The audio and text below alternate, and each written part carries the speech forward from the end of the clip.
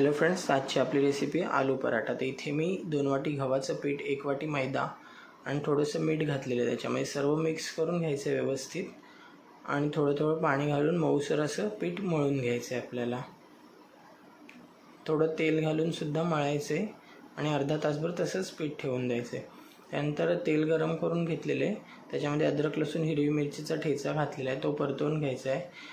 हळद, हिंग, धणा पावडर, लाल तिखट आणि जिरा आणि ओवा घातलेला आहे. तर ओवा आणि जिरा आपल्याला थोडं हातावर क्रश करून घालायचं, त्याने टेस्ट चांगली येते. उकडून किसलेला बटाटा घालून सारण परतवून घ्यायचं आहे आपल्याला.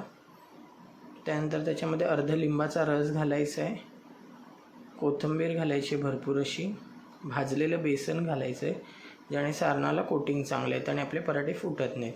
मीठ घालायचं आणि सर्व मिक्स करून ठेवून द्यायचं आहे.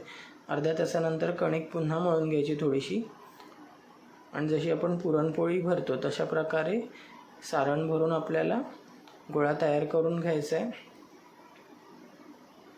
आणि हलक्या हाताने लाटून घ्यायचं आहे. लाटण्यासाठी तांदळाच्या पिठाचा वापर करायचा, जेणेकरून पराठा चांगला सरकतो आणि चिटकत नाही. पराठा तयार आहे आपला, लाटून घेतला आहे. तूप घालून दोन्ही साईडनी चांगला खरपूस असा भाजून घ्यायचा आहे.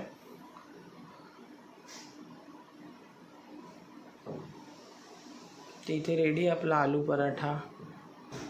अशाच नवीन रेसिपीसाठी चॅनल लाईक, शेअर, सबस्क्राईब करा.